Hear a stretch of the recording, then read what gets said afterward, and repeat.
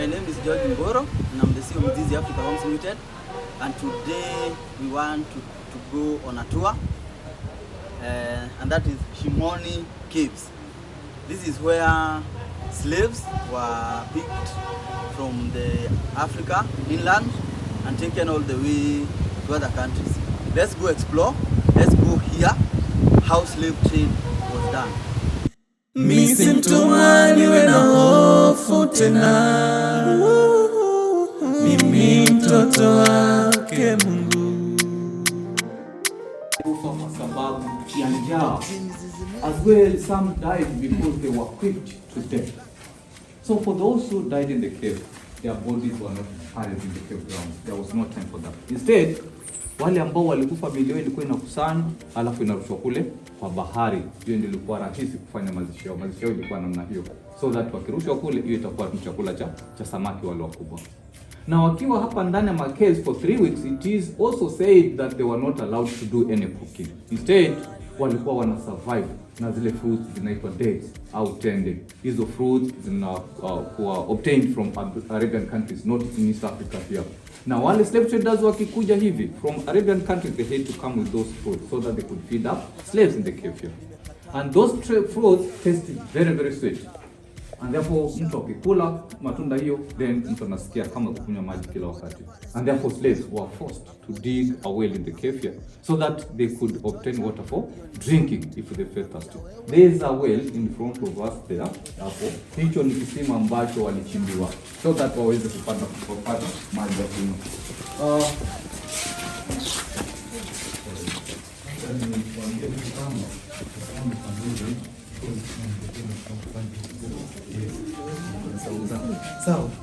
So hiki ni kisima ambacho kilichimba wakati huo. Na wakati wakichimba, wale traders walikuwa wanafikiria kwamba watatrap rainwater through this opening because it existed. But when they dug, then water came from underground. So this is an underground water. But it is connected with the ocean nearby. That spring is connected with the ocean nearby because kule kwa bahari kikuwa high tide as well, unapata hii maji ya kisima inafanya nini? Inaongezeka. Ikiwa low tide kwa bahari, hii maji inarudi chini, lakini haishi kwa sababu inakuja from underground. And because of that connection with the sea, then hii maji pia inaonja chumvi kama vile tukaribu ya bahari. But with the slaves, since those people are not allowed to go outside the cave for 3 weeks. Then if one felt thirsty, then he had no alternative but just to drink that salt water. Whenever there is an opening, kama hivi, exit, wale traders ensured that there is a person standing near that place. And the work of that person was to ensure that people do not escape. Yes, and because of this opening, as I said, it existed then, walichimba kwa ukuta hapa. This place was that way. It was meant for a person, for a man to stand there with a gun, in fact, to ensure that people do not climb here and disappear through the opening up there.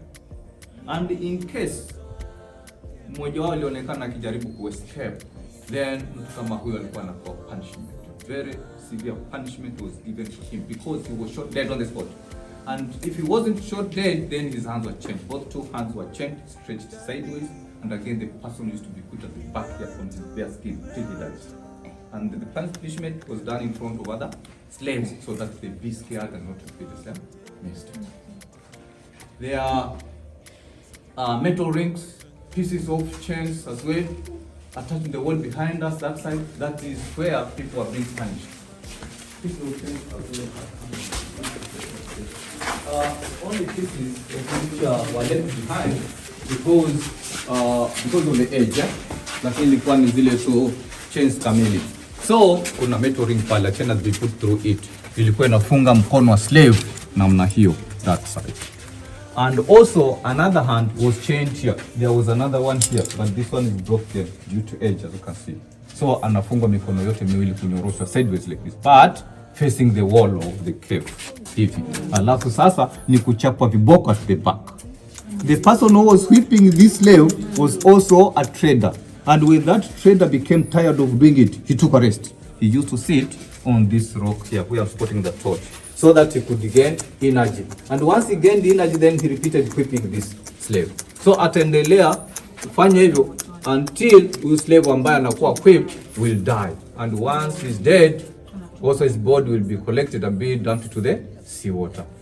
And we have said earlier about the underground tunnel which extended to the beach. By then it had not blocked at the end. Ilikuwa iko wazi. And therefore that one was being used as a way out. So kutoka hapa kwa caves, wale slaves were being laid out through that underground tunnel. Ndio akifika pale kwa seashore, they founded a ship in front of them. So they were just loaded on the ship and be transported to the market in Zanzibar. As I said, we want to be able to make it through, but we can at least walk up where it ends before we come back. So sawa? Yes. So kama huwa kawaida zinakuwa zikielekea juu. It happens when it is raining outside the cave, because ukinyesha kule nje, afterwards mvua ikikuwa nyingi, that rain water will penetrate through the rock. As we said, the cave is made up of a rock. So and there is lime in a rock, there is also calcium in a rock. So when the rain water penetrates through it, it dissolves with that lime and calcium. So the mixture of these three components, rainwater, calcium and lime, drips down here, just the way water drips from up.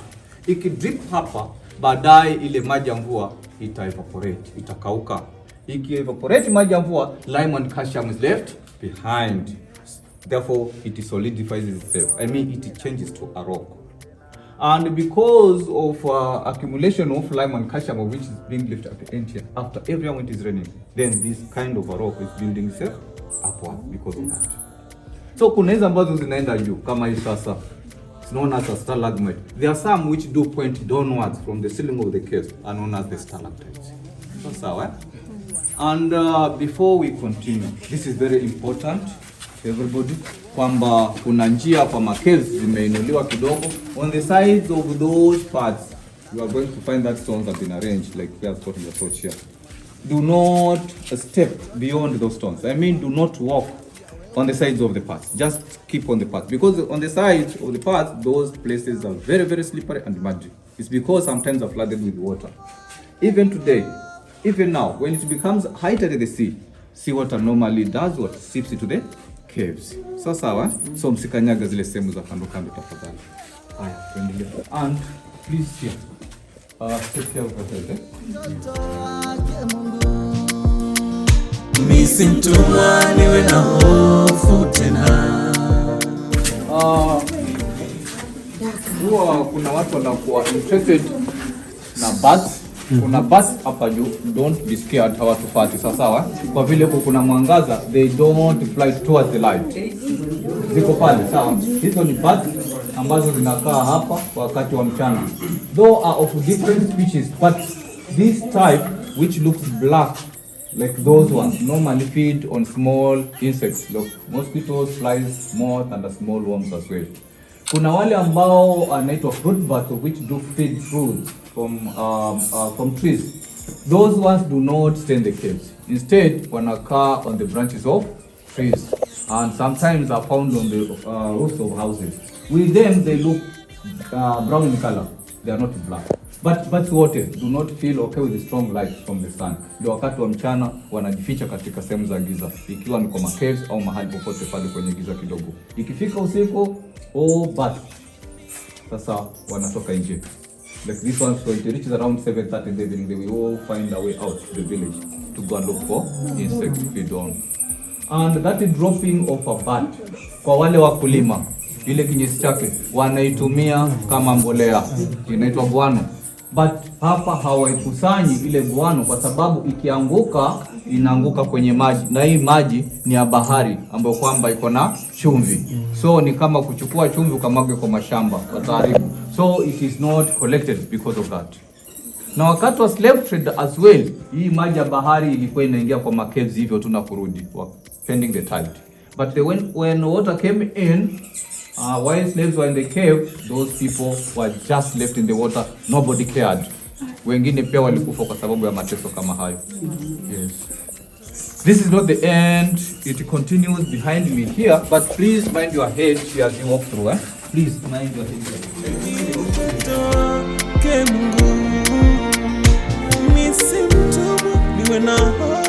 Hapa tumefika kwa sasa, itakuwa ni mwisho, hatutaweza kusonga zaidi hapa kwa sababu huko mbele ni ukuta, hapa mbele chini hapa ni matope, ambapo kwamba pia sometimes this time inakuwa flooded na maji ya bahari, hata samaki wadogo dogo fika hapa ikiwa size ni kubwa. Ile njia ambayo kwamba ilikuwa inaenda kwa official is through there, wako na mulika na torch. Hiyo ndio ilikuwa way out ya slaves. Ndio sasa wakapakiwe kwenye zile jahazi ships, yes, ndio pelekwe chini kwa chini. Yes, njia chini kwa chini ndio mpaka pale kwa beach. Hata hivyo, hapa tumefika mpaka pale kwa seashore. It's not far. It is estimated to be around 15 to 20 meters peke yake. Yes, 15 to 20 meters. And again, by then, wale slaves hawakuwa wamewekewa mataa hivi, hata electricity bulb, no. Ni giza. Waliwekwa kwa giza for 3 weeks. Na mtu akiwekwa kwa giza for 3 weeks that way, mtu anakuwa confused a bit. Kwa sababu one was not able to know the time outside. Hawezi jua uko ni usiku au ni mchana, au ni siku gani, au ni saa ngapi as well. And therefore, when they became confused that way, as well, it became very easy to those traders to control them. And again, this part of the cave, ambayo tumefika hapa sasa, it's a bit humid. It's a bit warm here. It's because there's no free circulation of air. Since there's no big opening up here, which can allow fresh air to penetrate from outside. Ni kama tumeingizwa kwenye nyumba iko na ceiling vizuri, tumefungua madirisha, milango, everything. So sawa. So tunakuwa na joto.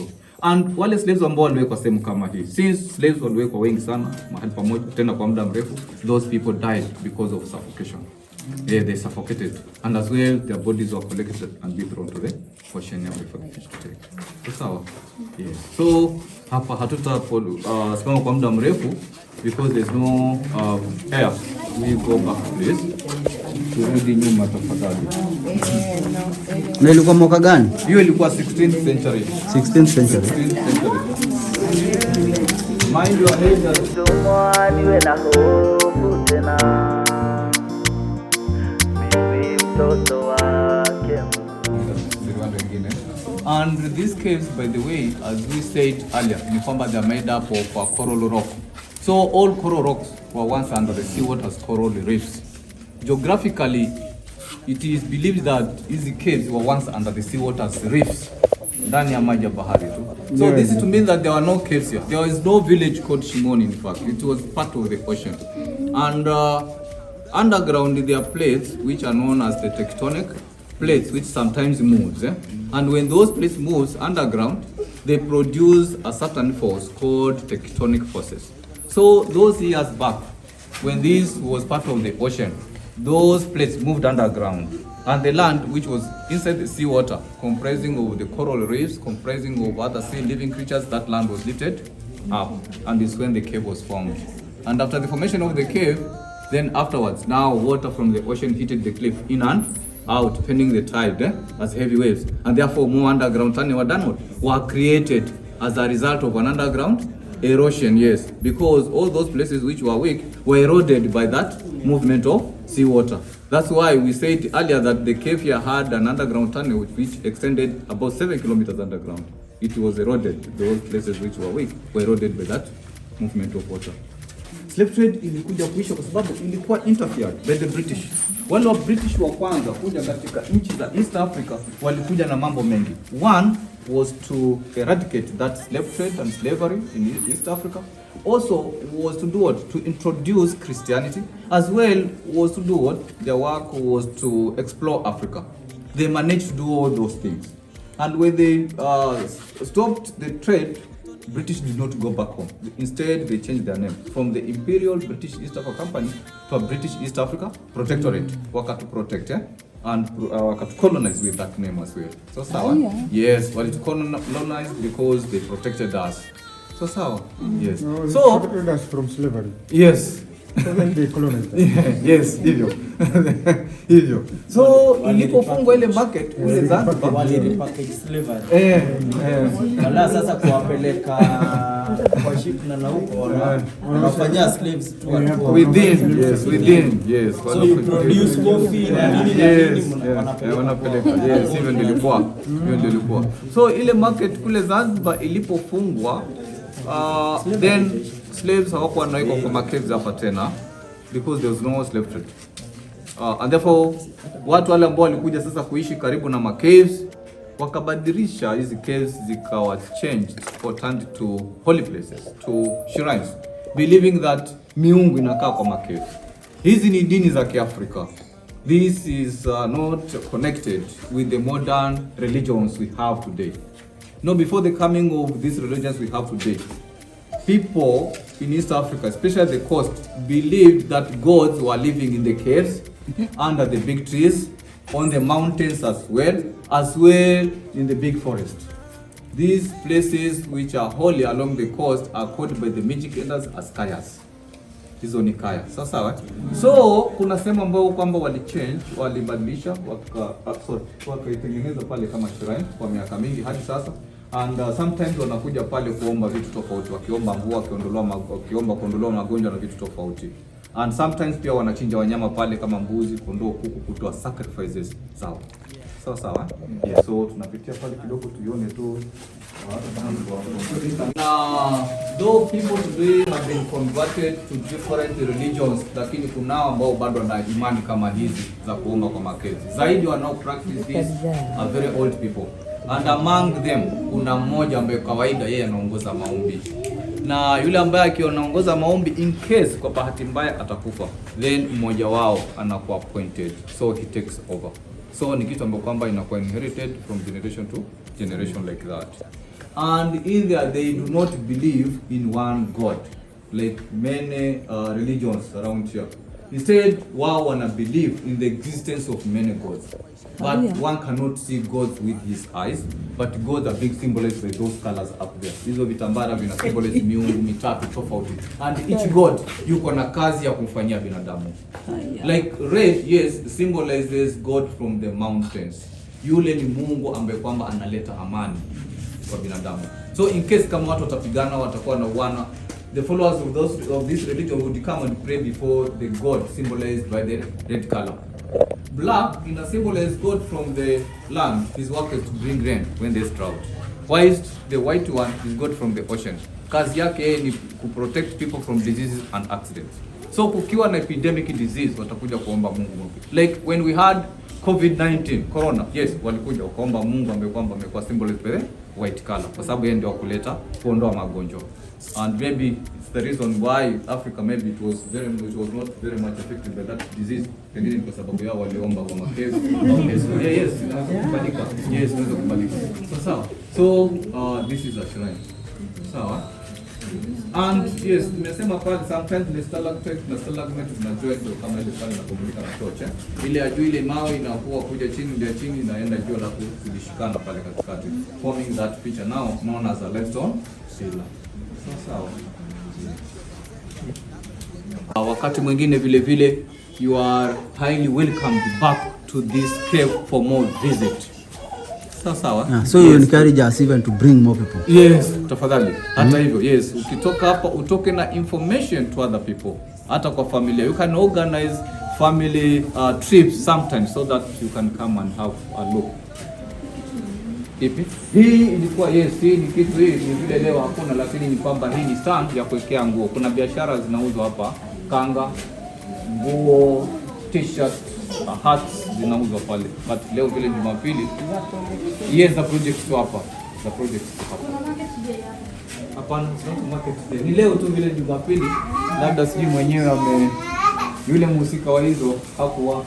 Yes, ametupatia amekuwa na off day.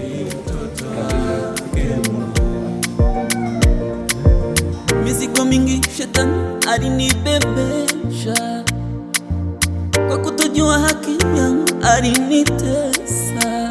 Jamani, alininyanyasa na riziki. Mtoto wa mfalme kageuka kuwa mtumwa.